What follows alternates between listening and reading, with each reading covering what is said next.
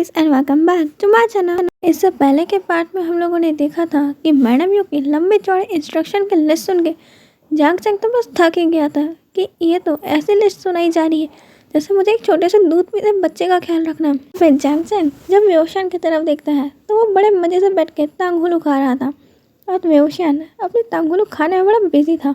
उसे कोई लेना देना नहीं कि यहाँ पे जांग चैंग के ऊपर कितना बड़ा मुसीबतों का पहाड़ डाल दिया जाए है। जांग चैंग अपने मन में सोचता है, इसे देखो अब भी भुक्कड़ों की तरह बस खाया जा रहा है। नजर नहीं आ रहा कि इसके कारण मदन ने मुझे इतनी लंबी चौड़ी लिस्ट दे दी। कम से कम एक बार तो कह सकता था कि नहीं नहीं मैं खुद का ख्याल रख सकता हूँ, पर देखो इसे कुछ भी नहीं कहना, खड़ूस कहीं का। जांग चैंग की तरह अब वेओशान घूरने लगता है। जांग चैंग को लगता है क्या मैंने ये इतनी जोर से कह दिया किसने सुन लिया, पर रुको मैं तो मन में सोच रहा था ना ये कहाँ से सुनेगा। बट वेओशान उसे घूरने लगता है और ग्लेयर करने लगता है। जांग चैंग तो थोड़ा सच में डर जाता है, कहीं से सही में तो नहीं सुन लिया, क्या मैं सही में बहुत जोर से बोल रहा था। बट वेओशान उसे इशारों में कहता है कि क्या है कब से मेरे तांगुलों की तरफ घूरे जा रहा है, देख अगर चाहिए तो जाके अपना ले ले, मैं मेरा कुछ भी नहीं देने वाला हूँ। और वेओशान अपने तांगुलों को छुपाने लगता है। जांग चैंग कहता है कि ओह भूल ही गया था, इसके दिमाग में खाने के सिवा कभी कुछ और आया है जो अब आ जाता। वेओशान अब तांगुलों खाने के बाद डिनर खाने में बैठ जाता है। डिनर खाने के बाद अब वो लोग अपने अपने रूम में जाके सो जाते हैं।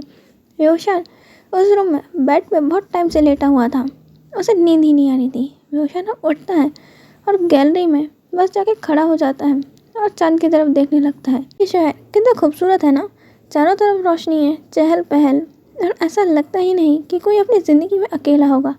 यहाँ तो किसी के पास किसी की बातें सुनने का भी वक्त नहीं लगता, हर कोई इतना बिजी है कि यहाँ पे किसी को अपनी ज़िंदगी में अपने दुखों के बारे में सोचने का वक्त भी नहीं है। शान बस आसमान की तरफ देखते हुए अपने इन्हीं ख्यालों में बिजी था कि तभी उसे अचानक से अपने डोर के रूम खोलने की आवाज़ आती है। वो देखता है तो ये मैडम यू थी। वो आती हैं और वेओशान के पास आके खड़ी हो जाती हैं और कहती हैं कि क्या हुआ, नींद नहीं आ रही। वेओशान हाँ में सर हिलाता है। वो कहती हैं कि कोई बात नहीं, तुम आओ बेड पे बैठो, मैं तुम्हें सुला देती हूँ। वेओशान उन्हें मना करता है और शर्मा कहता है कि नहीं नहीं ठीक है, मेरे को नींद आएगी, मैं खुद सो जाऊँगा, आप जाके सोइए, आप परेशान मत होइए मेरे कारण। मैडम यू कहती है कि तुम इतने सालों बाद आए हो इसलिए तुम्हें यहाँ का माहौल थोड़ा सा बदला हुआ लग रहा है, पर तुम चिंता मत करो, तुम बहुत जल्द ही यहाँ पर घुल मिल जाओगे। मैडम यू कहती हैं कि वोइंग, और मैं ये कहना चाहती थी। वेओशान उनकी तरफ देखता है। वो कहती हैं कि तुम बहुत टाइम से सिर्फ अपने माउंटेन में रहना पसंद करते हो और बाहर आते नहीं हो, तुम बाहर आया करो, घुमा फिरा करो, तुम अब बड़े हो रहे हो, तुम अपना लाइफ पार्टनर को भी ढूंढो अगर तुम चाहो तो। मैं वेओशान उन्हें इशारों में ही रोक देता है और कहता है कि मैं इस बारे में कुछ बात नहीं करना चाहता, माफ़ करना आपको बुरा लगा हो, पर मैं अपने लाइफ के इस मोड़ के बारे में अपनी ज़िंदगी में खुद पे छोड़ना चाहूँगा। मैं नहीं चाहता कि मेरे लाइफ के आगे के डिसीज़न कोई और ले। वेओशान की ये बात सुन के मैडम यू कहती है कि मैं बस इतना कह रही थी कि तुम अपनी लाइफ में अपने लिए एक पार्टनर ढूंढ लो, एक सोलमेट जो हमेशा तुम्हारा साथ रहे। हम तुम्हारे साथ रहेंगे, बट हम हमेशा तुम्हारे साथ नहीं रह सकते ना, तुम जानते हो कि हमारी ज़िंदगी भी एक ना एक मोड़ पे ज़रूर थमेगी। मैडम यू कहती है कि तुम किसी को भी अपने पास नहीं आने देते हो, तुम हमेशा लोगों को अपने आप से दूर क्यों भगाते हो। मैडम यू इतना सब कुछ कहे जा रही थी, बट वेओशान ने कोई भी रिस्पॉन्स नहीं दिया और बस चुपचाप अब वो सिर्फ चांद को देख रहा था। मैडम यू भी समझ जाती हैं ये कुछ नहीं कहने वाला है, इसलिए अब वो वहाँ से चली जाती हैं और जाते जाते डोर लॉक करने से पहले कहती जाती हैं कि जल्दी सो जाना। वेओशान फिर आसमान के तरफ देखते हुए ही सोचने लगता है ये ज़िंदगी घूम फिर के सिर्फ एक ही जगह पे क्यों रुक जाती है। मेरे जैसे इविल पर्सन के पास कौन ही रहना चाहेगा। अगर मैं किसी के पास जाना भी चाहूँ तो मैं सिर्फ उसे परेशान ही करूँगा, और एक म्यूट ओमेगा को कौन ही चाहेगा। यहाँ पे लोग ओमेगा से ज़्यादा उसकी बॉडी और ब्यूटी देखते हैं। वेओशान जानता है कि अल्फाज की नज़र हमेशा उसके ऊपर होती है क्योंकि उसका ब्यूटीफुल फेस और इतनी ब्यूटीफुल बॉडी भी पाना चाहेगा। और ये जानने के बाद कि वो म्यूट है, कई अल्फाज की गंदी नज़रें तो इस तरह टिक जाती हैं कि अगर वो कुछ कर भी ले तो वेओशान कुछ कह नहीं सकता है। वेओशान जानता है कि अल्फाज की सोच कितनी ज़्यादा घटिया और गंदी हो सकती है, इसलिए वेओशान लाइफ पार्टनर चूज़ करने में अभी तो बिल्कुल इंटरेस्ट नहीं रखता है। वेओशान यही सोचते सोचते वो अपने बेड पे जाता है और जाके लेट जाता है और पता नहीं कब उसकी आँख लग जाती है। नेक्स्ट मॉर्निंग वो उठता है, तैयार वगैरह होता है और एक नई मॉर्निंग को अपने आप को ही खुद को मोटिवेट करता है कि ये दिन वो अपना फुल एंजॉय करेगा, कि पता नहीं नेक्स्ट डे वो देख पाए ना पाए, ढेर सारा टेस्टी फूड खाएगा। शान अब तैयार होकर नीचे आता है और जांग चैंग का वेट करने लगता है। जांग चैंग कहता है कि अभी भी वहाँ क्या कर रहा है, चल जल्दी। रोशन कहता है कि तेरा वेट। जांग चैंग कहता है कि हाँ ठीक है बहुत वेट हो गया। जांग चैंग ने अपने साथ अपने 2 पर्सनल बॉडीगार्ड्स लिए थे और अब वो लोग वहाँ से निकल जाते हैं। जांग चैंग व्योशान को पहले म्यूजियम ले जाता है, जहाँ जाके व्योशान पूरा बोर हो चुका था। म्यूजियम में कोई घूमने की जगह होती, अब ये राजा महाराजा मर गए और इस बर्तन में खाना खाते थे, ये जाने के मेरे को क्या करना है, खान दो खाना। आफ्टर ऑल राजा महाराजा है तो बर्तन में ही खाना खाएंगे ना, थोड़ी ना पत्तल में खाना खाएंगे। व्योशान की उतरी हुई शक्ल देख के जांग चैंग कहता है कि क्या हुआ, पसंद नहीं आया, ये बहुत हंटिंग जगह है, यहाँ पे बहुत ज़्यादा लाखों करोड़ों का सामान है। व्योशान इशारों में कहता है और वही सामान तेरे सर पे फेंक के मारना है मैंने। जांग चैंग कहता है कि क्या कहा। व्योशान कहते हैं कि ये राजा महाराजा मर चुके हैं, इनकी हिस्ट्री बुक में भी मर चुकी है, अब मेरे को क्या सुना रहा है, नहीं जानना मेरे को किसी के बारे में। कहीं घूमने जाते हैं, कोई ढंग की जगह जाते हैं, फन करते हैं, बट नहीं, यहाँ पे ओल्ड मैन को ओल्ड चीज़ें दिखानी है, ग्रिम्पी मैन कहीं का। व्योशान कहता है कि क्या बोला, मैं तुझे जिंदा नहीं छोड़ूंगा। व्योशान कहता है कि पहले पकड़ के दिखा, और व्योशान वहाँ से भाग के उस म्यूजियम के बाहर आ जाता है। के पीछे जांग चैंग और जांग चैंग के पीछे उनके दोनों बॉडीगार्ड्स। बट अचानक से जांग चैंग देखता है कि व्योशान को कोई कार में उठा के ले गया। अरे जांग चैंग चिल्लाते रह जाता है, अपने बॉडीगार्ड्स को कहते रह जाता है कि अरे उसे तो बचाओ, पता नहीं किसको उठा के ले गए अब ये लोग। अरे ये कौन सी बात हुई कि चलते फिरते इंसान को उठा ले गए। व्योशान तो चिल्ला भी नहीं पा रहा था, वो हाथ मार रहा था बट कोई रिस्पॉन्स ही नहीं कर पा रहा था। उसकी आंखों पे किसी ने ब्लाइंड फ्लोर कर दिया था और उसे क्लोरोफॉर्म सुखा के बेहोश। जांग चैंग अपने बॉडीगार्ड्स को ऑर्डर दे रहा था पर वो निठल्ले अपनी जगह से ही नहीं हिल रहे थे। जांग चैंग उनके तरफ देखता है तो वो दोनों के दोनों भी वहाँ पे बेहोश पड़े हुए हैं।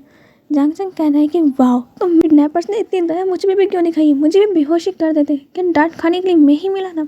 जांग चैंग पेरेंट्स को कॉल लगाता है तो वो फ़ोन नहीं उठाते। जांग चैंग कहता है कि सारी मुसीबतें सिर्फ मुझ पे ही आनी होती है।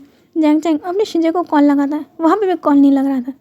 जांग चैंग बार बार अब व्योशान के मोबाइल पे कॉल लगाने लगे। कितने आलसी किडनैपर्स है, कॉल तो पिक कर लो, व्योशान की फिरौती में कुछ तो मांगोगे। पर वो किडनैपर्स तो व्योशान का फ़ोन ही बाहर फेंक के तोड़ चुके थे और जिस व्यक्ति को जांग चैंग कॉल कर रहा था उसका फ़ोन अब इस दुनिया में एग्जिस्ट नहीं करता है। जांग चैंग अब बहुत ज़्यादा गुस्से में आ चुका था कि उसके आंखों के सामने से उसके भाई का किडनैप हो गया और वो कुछ कर नहीं पा रहा है। वो अपने बॉडीगार्ड्स के ऊपर पानी डालता है, उन्हें होश में लाने की कोशिश करता है पर उन्हें कुछ नहीं हो रहा था। जांग चैंग अब अपने घर में अपने पर्सनल असिस्टेंट को और बटलर्स को कॉल करके यहाँ बुलाता है। यहाँ पे उन दोनों बटलर से कह के उन दोनों बॉडीगार्ड को हॉस्पिटल और अपने असिस्टेंट के साथ लग जाता है सीसीटीवी कैमरा चेक करके पता करने में कि व्योशान को किसने किडनैप किया है। जैसे ही व्योशान के किडनैप होने की बात अब मैडम यू और मिस्टर जियांग तक पहुँचती हैं, वो जांग यानली और जांग चैंग को भी वहाँ से कहते हैं कि अभी कुछ टाइम के लिए वो लोग अंडरग्राउंड हो जाए। वो ढूंढते हैं कि व्योशान कहाँ है। जांग चैंग पुलिस कंप्लेन की बात करते हैं तो मिस्टर जांग रोक देते हैं कि नहीं, अभी रुक जाओ, कि हमें मालूम नहीं है किसने किडनैप किया है और अगर हमने ऐसा किया तो कहीं व्योशान की जान पे खतरा ना हो जाए, तो अभी कोई भी पुलिस कंप्लेन नहीं करेगा और तुम दोनों अभी यहाँ से कुछ टाइम के लिए बाहर चले जाओ। जांग चैंग कहता है कि उन्होंने मेरे सामने व्योशान को उठा लिया है और आप कहते हैं कि हम दोनों यहाँ से कहीं चले जाएँ। जांग यानली जांग चैंग को संभालती है और कहती है कि चैंग काम डाउन, हमारी कोई भी एक गलत हरकत से व्योशान की जान खतरे में आ सकती है। वो लोग यहाँ पे कुछ कर नहीं पा रहे थे और दूसरी ओर यहाँ पे व्योशान को किडनैप लैन वांगजी ने करवाया था। लैन वांगजी व्योशान के सामने गन तान के बैठा हुआ था। व्योशान अब होश में आता है और अचानक से अपने सर के ऊपर बंदूक तानी देख के वो डर जाता है। इस रूम में बहुत कम ही रोशनी थी। व्योशान बड़े मुश्किल से अपनी आंखों को ओपन करता है और लैन वांगजी की शक्ल देखता है। व्योशान अब लैन वांगजी को देख के पहचानने की कोशिश कर रहा था कि ये है कौन, और लैन वांगजी व्योशान से कहता है सोचते क्या हो अपने बारे में, तुम जो चाहे वो कर सकते हो, तुम्हारी हिम्मत कैसे हुई मेरे खिलाफ जाने की और मेरे प्रपोजल के मना करने की। व्योशान सोचता है कि इसने मुझे कौन सा प्रपोजल दिया था जो मैंने मना कर दिया। व्योशान उसकी तरफ घूरने लगता है। व्योशान कुछ पूछना चाहता था बट उसके हाथ बंधे थे तो वो इशारों में कुछ कह ही नहीं पा रहा था। लैन वांगजी कहता है जांग फैमिली को पहले भी एक ऑप्शन दिया था कि वो शांति से हमारे प्रपोजल मान लें, बट नहीं, तुम लोगों को मानना ही नहीं था। यहाँ पे व्योशान उसे कहना चाहता था पर कौन सा प्रपोजल, मुझे कुछ तो मालूम चले, बट यहाँ पे व्योशान को कुछ समझ नहीं आता और लैन वांगजी उसे कहते हैं कि जांग चैंग तुम बहुत ज़्यादा ही रूड हो, तुम्हारे बायो में इतना ज़्यादा मिस्टेक्स देख के तो मुझे समझ नहीं आता है, अब तुम्हें जैंग फैमिली ने अपने कंपनी में मैनेजर की पोस्ट पर रखा कैसे? तुम्हें तो उठा के बाहर फेंक देना चाहिए। तुम्हारे जैसे वेस्ट को कोई अपनी कंपनी में रखना ही काहे को चाहेगा। रोशन अब उस चेयर को हिलाने लगता है। लैनवांग जी रोशन के बाल पकड़ कर से पीछे कर देता है और रोशन के बालों को बहुत तेज खींचने लगता है। अब कहता है कि तुम एक बार ढंग से जान लो कि मुझे तुम जैसे ओमेगास की ये सारे ट्रिक्स बहुत अच्छे से मालूम है कि क्यूब फेस बना के हम अल्फा से सारे काम निकलवा लेना। तुम क्या सोचते हो कि मैं कुछ जानता नहीं हूँ तुम्हारे बारे में? मैं जानता हूँ कि इस मैनेजर की पोस्ट तक आने के लिए तुमने कितने ही लोगों के बेड वार्म करे। रोशन को अब सुन के गुस्सा आने लग गया था कि पहले तो गलत इंसान को उठाया, ऊपर से नाम गलत बता रहा है और मेरे कैरेक्टर पर सवाल उठा रहा है। मेरा हाथ खोल फिर बताता हूँ देखो। आज के लिए इतना ही, हम मिलेंगे नेक्स्ट पार्ट में। बाय।